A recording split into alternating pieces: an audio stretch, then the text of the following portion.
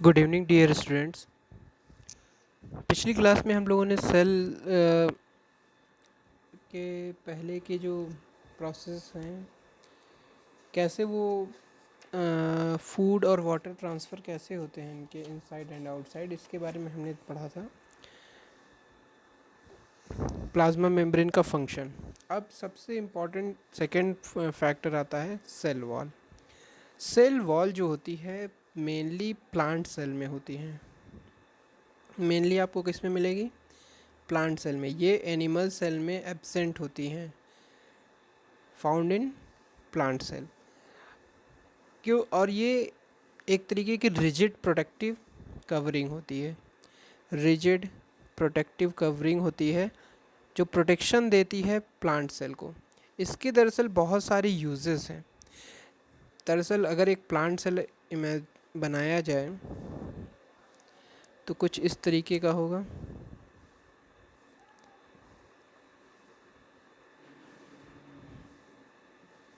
ये उसकी हो गई क्या? Cell wall. और अंदर जो होगा हमारा सेल एग्जिस्ट करेगा। ये न्यूक्लियस हो गया, ये वैक्यूल्स हो गया, कुछ छोटे छोटे सेल ऑर्गेनेल्स हो गए। तो ये हो गया हमारा सेल वॉल। यानी कि सेल मेम्ब्रेन के ऊपर एक आउटर कवरिंग होगी, वो होगी हमारी सेल वॉल। ये मेनली किस में होगी? प्लांट सेल में। और ये मेनली जो ये सेल वॉल होती है, ये बनी होती है सेल्यूलोज की। सेल्यूलोज। सेल्यूलोज एक टाइप का सब्सटेंस होता है जो कि पॉलीसैक्राइड्स होता है, एक टाइप का ये पॉलीसैक्राइड होता है। जितने भी वुड की चीज़ें आप देखते हैं, वो सारी चीज़ें क्या होती हैं? सेल्यूलोज मेनली होती हैं। जो भी लकड़ियाँ होती हैं, वुड है, वुड का चाहे आप टॉय हो चाहे वुड के फर्नीचर हो, वो सारे क्या है? सेल्यूलोज। दरअसल होता क्या है, ये सेल जो वॉल होती है यही सेल को स्ट्रक्चर देती है और स्टेबिलिटी देती है। जब सेल जो प्लांट होता है वो डेथ हो जाती है उसकी, जब डेड हो जाएगा तो जो अंदर का जो पोर्शन है वो ड्राई अप हो जाता है, वो निकल जाता है या ख़त्म हो जाता है। ड्राई हो जाएगा तो बचेगा क्या? यही सेल वॉल, यही सेलुलोज बचता है। यही जो सेलुलोज होता है इसी को यूज़ किया जाता है फर्नीचर और बनाने में, क्योंकि ये बहुत ही रिजिड होता है। सेल का सबसे रिजिड स्ट्रक्चर ये होता है। अब ये सेल वॉल इतना रिजिड क्यों होता है? इसलिए क्योंकि देखिए, प्लांट्स को अगर आप छूइए तो उसमें फ्लेक्सिबिलिटी बहुत कम होती है। जो जितना ज़्यादा स्ट्रॉन्ग या थिकनेस होगी उतना ही ज़्यादा वो हार्ड वुड होगा, वो मूव नहीं करे, क्योंकि उसमें सेलुलोज उतना ही हाई कंटेंट में है। अब सेल वॉल क्या करती है प्लांट में? प्लांट की सेल को एक डेफिनेट स्ट्रक्चर देती हैं, क्योंकि आपको पता है इसमें फूड स्टोर हो रहा है, वाटर ट्रांसफ़र हो रहा है, जाइलम फ्लोएम के थ्रू न्यूट्रिएंट्स ट्रांसफ़र हो रहा है। तो ये बहुत सारी पॉसिबिलिटी होती है कि ये सेल वॉल फट जाए।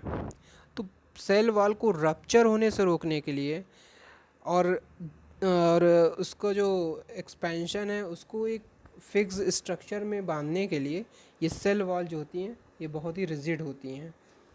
और ये जो होती हैं मेनली सेलुलोज से बनी होती हैं। तो जितने भी वुड के चीज़ें हमारे पास अब हैं, क्योंकि वो एक प्लांट का पार्ट थी और प्लांट के डेड होने के बाद या प्लांट से जब वुड को काट लिया गया तो उसके बाद जो हमारे पास बचता है, वो जो स्टेम है, वो सारे पोर्शन हैं जो प्लांट के, वो सब क्या हैं? सेलुलोज हैं। तो सेल वॉल बना होता है सेलुलोज से। ये स्ट्रक्चरल सपोर्ट देता है और mechanical strength. It provides structural support to the plants and mechanical strength. Mechanical strength, structural support तो अभी मैंने बता दिया क्यों होते हैं, ताकि जो सेल्स हो रप्चर ना हो और जो फूड और न्यूट्रिएंट्स का ट्रांसफ़र हो रहा है रूट से अदर पार्ट में और लीफ से फोटोसिंथेसिस के बाद अदर पार्ट्स में, तो जो सेल्स होती हैं पता है जब ज़्यादा एब्जॉर्व करेंगी वाटर तो वो फटने की चांसेस होंगी। उससे ये क्या करता है? उसको रोक देता है। और दूसरी चीज़ क्या करता है? मैकेनिकल सपोर्ट प्रोवाइड करता है, क्योंकि जो प्लांट्स होते हैं नॉन मूवेबल होते हैं। अगर बहुत ही फ्लेक्सिबल होंगे तो ज़रा से भी हवा या जो क्लाइमेट का जो दबाव है वो नहीं झेल पाएंगे, तो एटमॉस्फेयर के दबाव में वो ख़राब हो जाएंगे। तो इसलिए उनको मैकेनिकल स्ट्रेंथ देने के लिए भी ये जो सेलुलोज से बनी होती हैं सेल वॉल।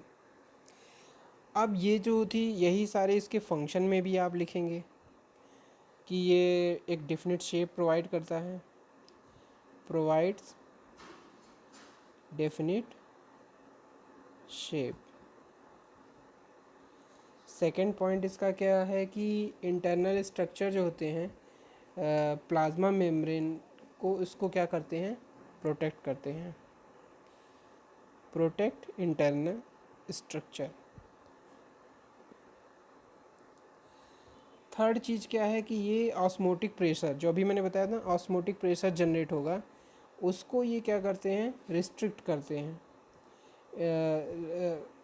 या काउंटर एक्ट्स ऑस्मोटिक प्रेशर।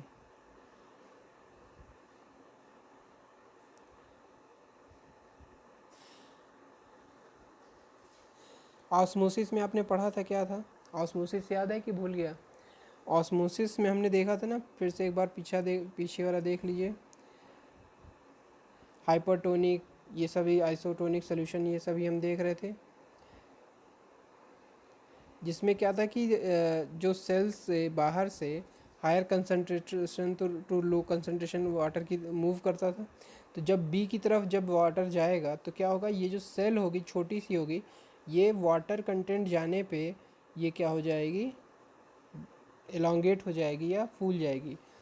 पर अगर ये ज़्यादा फूलेगी, क्योंकि प्लांट्स में तो वाटर वगैरह मूव बहुत ज़्यादा करते हैं, तो इसके फटने की चांस होती है। इसलिए जब सेल वॉल इसके चारों तरफ लग जाएगी, वो क्या कर देगी, इसको एक डेफिनेट शेप के बाद नहीं आगे बढ़ने देगी। तो जब एक्सेस वाटर आएगा तो ये क्या करेगा, ट्रांसफ़र कर देगा दूसरी सेल को, सेकेंड सेल में चली जाएगी। तो ये वॉल क्या करेगी, सेल को बचा के रखेगी, और इस तरह से वाटर भी ऑस्मोटिक प्रेशर की वजह से एक सेल से दूसरी सेल में मूव करता रहेगा।